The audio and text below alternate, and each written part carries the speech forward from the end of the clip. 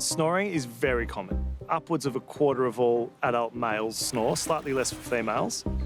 And on its own, it's a noise problem. So it's causing disturbance to the bed partner.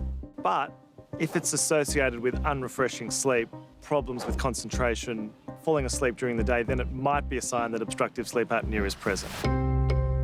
Obstructive sleep apnea is recurrent collapse of the upper airway that leads to waking up from sleep and potentially a drop in the blood oxygen levels.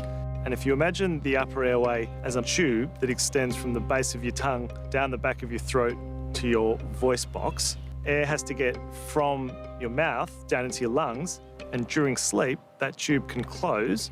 That's obstructive sleep apnea.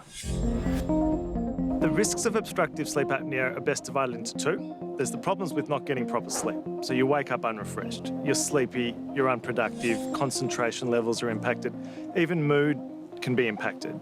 The second half is more associated to future risk.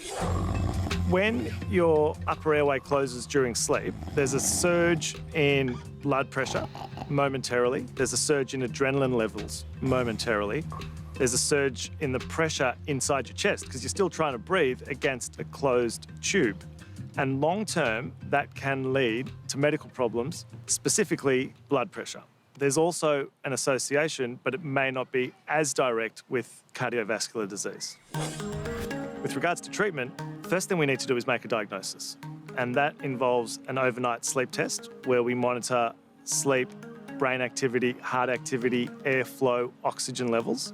And that will determine if the sleep apnea is present and how severe it is. The main risk factor for the development of obstructive sleep apnea is weight gain. So, addressing lifestyle factors will lead to some improvement. Weight loss, exercise may not cure the problem, but there will always be some improvement.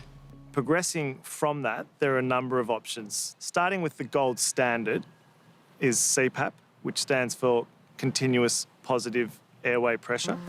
That is a mask that you wear usually over your nose that pushes air down your airway to keep the airway from closing. Very effective, but not everyone can always tolerate it. Other options might include a mouth splint that pushes your jaw forward to open up the space at the back of your throat, and sometimes there are surgical options. Obstructive sleep apnea is very common, so if you're concerned about snoring, stopping to breathe overnight, gasping, waking up unrefreshed, having trouble staying awake during the day, you should see your doctor and have an overnight sleep study because treatment's very effective.